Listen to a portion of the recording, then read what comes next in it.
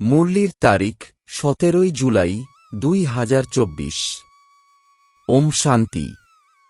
মধুবন থেকে বাপদাদা বলছেন, মিষ্টি বাচ্চারা, শরীরকে না দেখে আত্মাকে দেখো, নিজেকে আত্মা নিশ্চয় করে আত্মার সঙ্গে কথা বলো।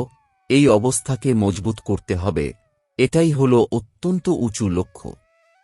প্রশ্ন, তোমরা আত্মারূপী বাচ্চারা বাবার সঙ্গে উপরে অর্থাৎ পরমধাম ঘরে কখন যাবে? উত্তর, যখন একটুও অপবিত্রতা থাকবে না। বাবা যেমন পিওর, তোমরাও যখন পিওর হবে তখন উপরে যেতে পারবে। এখন তোমরা বাচ্চারা বাবার সামনে রয়েছ। জ্ঞান সাগরের কাছে জ্ঞান শুনে শুনে যখন ফুল অর্থাৎ পরিপূর্ণ হয়ে যাবে, বাবার সব নলেজ নিয়ে খালি করে দেবে, তখন তিনিও শান্ত অর্থাৎ চুপ হয়ে যাবেন এবং তোমরা বাচ্চারাও শান্তিধামে চলে যাবে। সেখানে জ্ঞান বর্ষণ বন্ধ হয়ে যায়। সবকিছু দান করার পরে পুনরায় ওনার পার্ট হয়ে যায় সাইলেন্সের। ওম শান্তি। শিব ভগবানুবাচ। যখন শিব ভগবানুবাচ বলা হয় তখন বুঝে নেওয়া উচিত, একমাত্র শিব হলেন ভগবান বা পরম পিতা। তাকেই তোমরা আত্মারূপী বাচ্চারা স্মরণ করো। পরিচয় প্রাপ্ত করেছ রচয়িতা পিতার কাছে। সে তো অবশ্যই সবাই নম্বর অনুযায়ী পুরুষার্থ অনুসারে স্মরণ করবে। সবাই একরসভাবে স্মরণ করবে না। এই কথাটি হল খুবই সূক্ষ্ম। নিজেকে আত্মা নিশ্চয় করে অন্যদেরও আত্মা ভেবে চলা, এই অবস্থাতে মজবুত হতে সময় লাগে। মানুষ তো কিছুই জানে না, না জানার দরুন সর্বব্যাপী বলে দিয়েছে।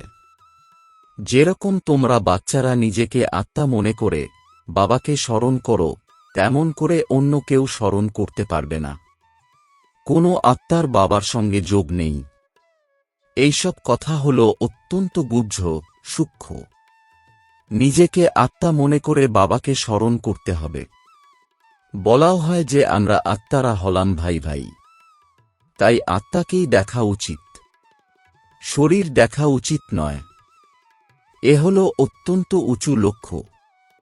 অনেকে এমনও আছে যারা বাবাকে কখনো স্মরণ করে না। আত্মায় ময়লা জমেছে। মুখ্য কথা আত্মাকে নিয়েই। আত্মাই এখন তমপ্রধান হয়েছে, পূর্বে যা শতপ্রধান ছিল, এই জ্ঞান আত্মায় নিহিত আছে। জ্ঞানের সাগর হলেন পরমাত্মা। তোমরা নিজেদের জ্ঞানের সাগর বলবে না। তোমরা জানো আমাদের বাবার কাছ থেকে সম্পূর্ণ জ্ঞান নিয়ে নিতে হবে। তিনি নিজের কাছে রেখে কি করবেন? অবিনাশী জ্ঞান রত্নের ধন তো বাচ্চাদেরকেই দিতে হবে। বাচ্চারা নম্বর অনুসারে পুরুষার্থ অনুযায়ী গ্রহণ করবে। যারা বুদ্ধিতে বেশি জ্ঞান ধারণ করবে তারা ভালো সার্ভিসও করতে পারবে। বাবাকে জ্ঞানের সাগর বলা হয়। তিনিও আত্মা, তোমরাও আত্মা। তোমরা আত্মারা সম্পূর্ণ জ্ঞান অর্জন করো। যেমন তিনি হলেন এভার পিওর অর্থাৎ সদা পবিত্র, তোমরাও এভার পিওর হবে। তারপরে যখন অপবিত্রতা একটু থাকবে না তখন উপরে চলে যাবে। বাবা স্মরণের যাত্রার যুক্তি শেখান। এই কথা তো তোমরা জানো যে তোমাদের সারা দিন বাবার স্মরণ থাকে না। এখানে বাবা বাচ্চাদের অর্থাৎ তোমাদের সম্মুখে বসে বোঝান, অন্য বাচ্চারা তো সম্মুখে শোনে না, মুরলি পড়ে। এখানে তোমরা সম্মুখে আছো। নিজেকে আত্মা মনে করে বাবাকে স্মরণ করো এবং জ্ঞানও ধারণ করো। আমাদের বাবার মতন সম্পূর্ণ জ্ঞান সাগর হতে হবে। ফুল নলেজ যখন তোমরা বুঝে যাবে, তখন মনে করো যেন বাবাকে নলেজ থেকে খালি করে দেবে, তিনি তখন শান্ত হয়ে যাবেন অর্থাৎ চুপ করে যাবেন। এই রকম নয় যে তাঁর অন্তরে জ্ঞান টিপ টিপ পড়তে থাকবে। সবকিছু দান করে দিলে তখন তাঁর পার্ট হয়ে যাবে সাইলেন্সের। যেমন তোমরা সাইলেন্সে থাকলে তখন তোমাদের জ্ঞান টপ করবে কি? এই কথাও বাবা বুঝিয়েছেন যে আত্মা সংস্কার নিয়ে যায়। সে যদি কোনো সন্ন্যাসীর আত্মা হয় তবে বাল্যকাল থেকেই তার শাস্ত্র মুখস্থ থাকবে। তখন তার খুব সুনাম হবে। এখন তোমরা এসেছ নতুন দুনিয়ায় যাওয়ার জন্য। সেখানে তো জ্ঞানের সংস্কার নিয়ে যেতে পারবে না। এই সংস্কার সব মার্জ হয়ে যায়। এছাড়া আত্মাদের নিজের নিজের সিটে নিতে হবে নম্বর অনুযায়ী পুরুষার্থ অনুসারে। তারপরে তোমাদের শরীরের আধারে নামকরণ হয়। শিব বাবা তো হলেন নিরাকার। তিনি বলেন আমি এই দেহের অর্গান লোন হিসেবে নিয়েছি। তিনি তো শুধু জ্ঞান শোনাতে আসেন। তিনি জ্ঞান শোনেন না, কারণ তিনি তো নিজেই হলেন জ্ঞানের সাগর, তাই না? শুধু মুখ দিয়ে তিনি মুখ্য কাজটি করেন। আসেন শুধুমাত্র পথ বলে দিতে। তিনি শুনে কি করবেন? তিনি সর্বদা শোনান যে এমন এমন করো। সম্পূর্ণ কল্পবৃক্ষের রহস্য বলে দেন। বাচ্চারা, তোমাদের বুদ্ধিতে আছে যে নতুন দুনিয়া তো খুব ছোট হবে। এই পুরানো দুনিয়া তো কত বড়। পুরো দুনিয়ায় কত লাইট জ্বলে। লাইট দিয়ে কত কিছু হয়। সেখানে তো দুনিয়াও ছোট হবে, লাইটও কম থাকবে। যেন একটি ছোট গ্রাম। এখন তো কত বড় বড় গ্রাম আছে। সেখানে এতখানি থাকবে না। কয়েকটি মুখ্য মুখ্য রাস্তা থাকবে। 5 তত্ত্ব সেখানে শতপ্রধান হবে। কখনো চঞ্চল হবে না। সুখধাম বলা হয়। তার নামই হল হেভেন। ভবিষ্যতে তোমরা যত সমীপে আসতে থাকবে তত বৃদ্ধি হতে থাকবে। বাবাও সাক্ষাৎকার করাতে থাকেন। তখন সেই সময় যুদ্ধে সৈন্যবাহিনী বা প্লেন ইত্যাদির প্রয়োজন থাকবে না। তারা তো বলে আমরা এখানে বসে সবাইকে শেষ করতে পারি। তখন এই প্লেন ইত্যাদি কিছুই কাজে লাগবে না। তখন এই চাঁদে বা অন্য গ্রহ ইত্যাদিতে প্লট দেখতেও যাবে না। এইসবই হল ফালতু, কেবল বিজ্ঞানের অহংকার। কত কত শো করছে। জ্ঞানে কত সাইলেন্স রয়েছে, একে ঈশ্বরের উপহার বলা হয়। বিজ্ঞানে শুধু নানান রকমের উথাল পাতাল। তারা শান্তি কি তা জানে না। তোমরা বুঝেছ যে বিশ্বে শান্তি তো নতুন দুনিয়ায় ছিল, সেটা হল সুখধাম। এখন তো দুঃখ অশান্তি। এই কথাও বোঝাতে হবে, তোমরা শান্তি চাও, কখনো অশান্তি হবেই না, সে তো আছে শান্তিধাম ও সুখধামে। স্বর্গ তো সবাই চায়। ভারতবাসী বৈকুণ্ঠ বা স্বর্গকে স্মরণ করে। অন্য ধর্মের মানুষ স্বর্গকে স্মরণ করে না। তারা শুধু শান্তিকে স্মরণ করবে। সুখকে তো স্মরণ করতে পারবে না। নিয়মেই নেই। সুখকে তো তোমরাই স্মরণ করো, তাই তো আহ্বান করো, আমাকে দুঃখ থেকে লিবারেট অর্থাৎ উদ্ধার করো। আত্মারা হল আসলে শান্তিধামের বাসিন্দা। এই কথাও কেউ জানে না। বাবা বোঝান তোমরা অবুঝ ছিলে। অবুঝ কবে হয়েছ? 16 কলা থেকে 12-14 কলায় জবে থেকে যেতে থাকো, অর্থাৎ অবুঝ হয়ে যাও। এখন কোনো কলা নেই। মানুষ কনফারেন্স করতে থাকে। নারীদের এত দুঃখ কেন? আরে, সম্পূর্ণ দুনিয়াটাই তো দুঃখে আছে। অপরিসীম দুঃখ। এবারে বিশ্বে শান্তি হবে কিভাবে? এখন তো অসংখ্য ধর্ম রয়েছে। সম্পূর্ণ বিশ্বে শান্তি তো এখন হতে পারবে না। সুখকে তো জানেই না। তোমরা কন্যারা বসে বোঝাবে এই দুনিয়ায় অনেক প্রকারের দুঃখ রয়েছে, অশান্তি রয়েছে। আমরা আত্মারা যেখান থেকে এসেছি সেটা হল শান্তিধাম, এবং যেখানে এই আদি সনাতন দেবী দেবতা ধর্ম ছিল সেটা হল সুখধাম। আদি সনাতন হিন্দু ধর্ম বলা হবে না। আদি অর্থাৎ প্রাচীন। সেটা তো ছিল সত্যযুগে। সেই সময় সবাই ছিল পবিত্র। সেটা হল নির্বিকারী দুনিয়া, বিকারের নামও থাকে না। তফাৎ রয়েছে, তাই না? সর্বপ্রথমে নির্বিকারী অবস্থা চাই, তাই না? সেই জন্য বাবা বলেন মিষ্টি মিষ্টি বাচ্চারা, কামের উপরে বিজয় প্রাপ্ত করো। নিজেকে আত্মা নিশ্চয় করো। এখন আত্মা হল অপবিত্র, আত্মায় খাত পড়েছে, তাই গহনাও অর্থাৎ শরীরও এমন তৈরি হয়েছে। আত্মা পবিত্র হলে গয়নাও পবিত্র হবে। স্বর্গকে ভাইসলেস ওয়ার্ল্ড অর্থাৎ নির্বিকারী দুনিয়া বলা হয়। বট বৃক্ষের দৃষ্টান্ত শিবপুরের তোমরা দিতে পারো। সম্পূর্ণ বৃক্ষটি দাঁড়িয়ে রয়েছে, কিন্তু ফাউন্ডেশন অর্থাৎ মূল শেকড় যেটা সেটা নেই। এই আদি সনাতন দেবী দেবতা ধর্ম নেই, অন্য সব ধর্ম দাঁড়িয়ে রয়েছে। সবাই হল অপবিত্র, এদেরকে বলা হয় মানুষ। তাঁরা হলেন দেবতা। আমি মানুষকে দেবতায় পরিণত করতে এসেছি। 84 জন্ম মানুষেরই হয়। সিঁড়ির চিত্র দেখাতে হবে যে যখন তমপ্রধান হতে থাকে তখন হিন্দু বলা হয়।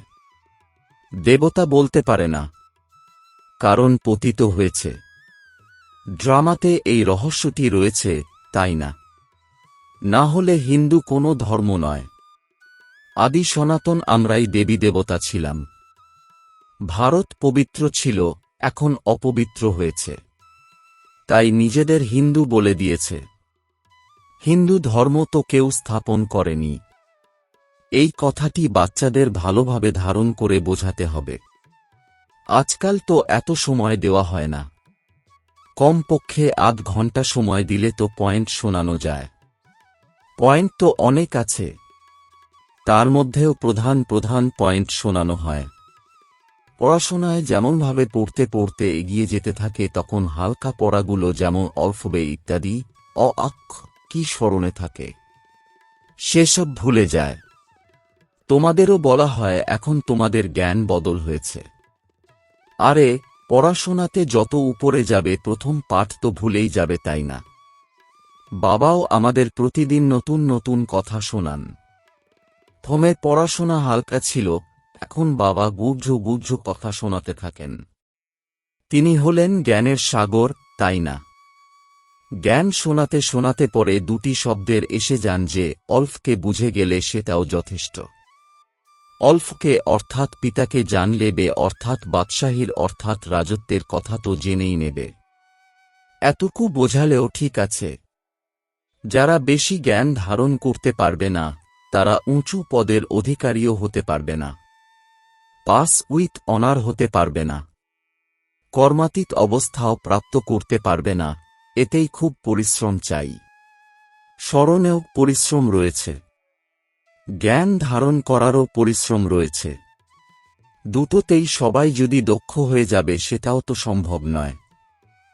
রাজধানী স্থাপন হচ্ছে, সবাই নর থেকে নারায়ণ কিভাবে হবে? এই গীতা পাঠশালার এইম অবজেক্ট হল এটাই। সেটাই হল গীতা জ্ঞান। সে জ্ঞানকে প্রদান করেন এই কথা তোমরা ছাড়া আর কেউ জানেই না। এখন হল কবরখানা বা কবরস্থান, এরপর পরিস্থান হবে। এখন তোমাদের জ্ঞান চিতায় বসে পূজারী থেকে পূজ্য অবশ্যই হতে হবে। বিজ্ঞানীরা কত দক্ষ হয়ে উঠছে, ইনভেনশন করতেই থাকছে। কিছু ভারতবাসী অনেক স্কিলস ওখান থেকেই শিখে আসবে। তারা যখন শেষের দিকে আসবে জ্ঞানকে তারা তেমন একটা গ্রহণ করবে না, কিন্তু স্বর্গে এসে এই ইঞ্জিনিয়ারিং ইত্যাদির কাজ করবে। রাজারানী তো হতে পারবে না, রাজারানীর সামনে সার্ভিস করবে। নানান রকমের ইনভেনশনসও বের করতে থাকবে। রাজারানী হয় সুখের জন্য, সেখানে তো সর্বসুখ প্রাপ্ত হয়। সুতরাং বাচ্চাদের পুরুষার্থ পুরোপুরি করা উচিত। সম্পূর্ণ পাশ হয়ে কর্মাতীত অবস্থা প্রাপ্ত করতে হবে। শীঘ্র ফিরে যাওয়ার চিন্তা করা উচিত নয়। এখন তোমরা হলে ঈশ্বরীয় সন্তান। বাবা পড়াচ্ছেন, এই মিশন হল মানুষকে চেঞ্জ করার। যেমন বৌদ্ধ বা খ্রিস্টানদের মিশন হয়, তাই না? কৃষ্ণ এবং খ্রিস্টান শব্দ দুটো বেশ কাছাকাছি শোনায়। উভয়ের মধ্যে আদান প্রদানের অনেক কানেকশন রয়েছে। যে এতখানি অনেক সাহায্য করে তাদের ভাষা ইত্যাদি ত্যাগ করা এও তো এক প্রকারের ইনসাল্ট। তারা তো আসেই শেষের দিকে, না খুব সুখ ভোগ করে না দুঃখ। সব ইনভেনশন তারাই করে। এখানে যদিও তারা চেষ্টা করে কিন্তু অ্যাকুরেট তৈরি করতে পারবে না। বিদেশের জিনিস বেশিরভাগ ক্ষেত্রেই ভালো হয়ে থাকে, তারা সততার সাথে তৈরি করে। এখানে ডিসঅনেস্টির সাথে তৈরি করে। এখানে হল অপরিসীম দুঃখ। সকলের দুঃখ দূর করতে পারেন একমাত্র বাবা, তিনি ছাড়া অন্য কোনো মানুষের সামর্থ্য নেই। যতই কনফারেন্স অর্থাৎ সম্মেলন ইত্যাদি করা হোক যে বিশ্বে শান্তি হোক, কিন্তু ধাক্কা খেতেই থাকে। শুধু মাতাদের দুঃখের কথা নয়, এখানে তো অনেক প্রকারের দুঃখ রয়েছে। সম্পূর্ণ দুনিয়ায় ঝগড়াঝাঁটি, লড়াই ইত্যাদির কথা সব পয়সার কথায় মারামারি করে। সেখানে তো দুঃখের কথাও নেই। এইসবও হিসেব করা উচিত। লড়াই যখন তখন আরম্ভ হয়ে যেতে পারে। ভারতে যবে থেকে রাবণের আগমন হয় তখন থমে ঘরে ঘরে লড়াই শুরু হয়। একে অপরের থেকে আলাদা হতে থাকে, নিজেদের মধ্যেই লড়াই করে মরে, তারপরের বাইরের মানুষ আসে। প্রথমে ব্রিটিশ সরকার ছিল না, পরে তারা এসে টাকা কড়ির লোভ দিয়ে নিজেরা রাজত্ব করে গেছে। কত তফাৎ হয়ে যায় রাত দিনের। নতুন কেউ তো কিছুই বুঝবে না। নতুন নলেজ কিনা, যা পরে প্রায় লুপ্ত হয়ে যায়। বাবা নলেজ দেন, যা লুপ্ত হয়ে যায়। এই একটি মাত্র পড়াশোনা একটি বার একমাত্র বাবার কাছ থেকেই প্রাপ্ত হয়। ভবিষ্যতে তোমাদের সবার সাক্ষাৎকার হতে থাকবে যে তোমরা এমন হবে, কিন্তু তখন কি বা করণীয় থাকবে? আর উন্নতি করতে পারবে না। রেজাল্ট বেরিয়ে গেলে তখন ট্রান্সফার হওয়ার সময় এসে যাবে। তখন কাঁদবে, চিৎকার করবে, আমরা নতুন দুনিয়ায় প্রবেশ করব। তোমরা পরিশ্রম করো, চারিদিকে যেন খবর পৌঁছায়। তখন নিজের থেকে সেন্টারে ছুটে আসবে। কিন্তু যত দেরি হবে ততই টু লেট হতে থাকবে। তখন আর কিছু জমা করতে পারবে না। টাকা পয়সার প্রয়োজন থাকবে না। বোঝানোর জন্য তোমাদের এই ব্যাজই হবে যথেষ্ট। ইনি হলেন ব্রহ্মা, তিনিই হলেন বিষ্ণু, বিষ্ণুই হলেন সেই ব্রহ্মা। এই ব্যাজ হল এমন যাতে সকল শাস্ত্রের সার তত্ত্ব এতেই রয়েছে। বাবা ব্যাজের খুব গুণগান করেন। একটা সময় আসবে যখন সবাই তোমাদের এই ব্যাজকে মাথায় ছোঁয়াবে। মনমনাভব এতে আছে, আমাকে স্মরণ করো তাহলে এই রূপ হবে। ইনি অর্থাৎ ব্রহ্মা বাবা ৮৪টি জন্ম নেন। একমাত্র বাবাই পুনর্জন্ম নেন না। আচ্ছা, মিষ্টি মিষ্টি প্রশিক্ষার্থী বাচ্চাদের মাতাপিতা বাপদাদার স্মরণসহ স্নেহসুমন আর সুপ্রভাত। আত্মিক পিতার আত্মিক বাচ্চাদেরকে জানাচ্ছি নমস্কার। ধারণার জন্যে মুখ্য সার: ১. স্মরণ করার পরিশ্রম এবং জ্ঞানের ধারণার দ্বারা কর্মাতীত অবস্থা প্রাপ্ত করার পুরুষার্থ করতে হবে। জ্ঞান সাগরের সম্পূর্ণ নলেজ নিজের মধ্যে ধারণ করতে হবে। ২. আত্মায় যে খাদ পড়েছে সেসব দূর করে সম্পূর্ণ ভাইসলেস হতে হবে। একটুও অপবিত্রতার অংশ যেন না থাকে। আমরা আত্মারা হলাম ভাই ভাই। এই অভ্যাস করতে হবে। বরদান: সময় আর সংকল্পরূপী খাজানার উপরে অ্যাটেনশন দিয়ে জমার খাতা বৃদ্ধি করে পদ্মা পদমপতি ভব। এর বিস্তার: খাজানা তো অনেক আছে, কিন্তু সময় আর সংকল্প, বিশেষত এই দুই খাজানার উপরে অ্যাটেনশন দাও। সকল সময় সংকল্প শ্রেষ্ঠ আর শুভ হলে জমার খাতা বৃদ্ধি হতে থাকবে। এই সময় এক জমা করবে তো পদম প্রাপ্ত হবে, হিসেব রয়েছে। এ হল এককে পদমগুণ করে দেওয়ার ব্যাংক।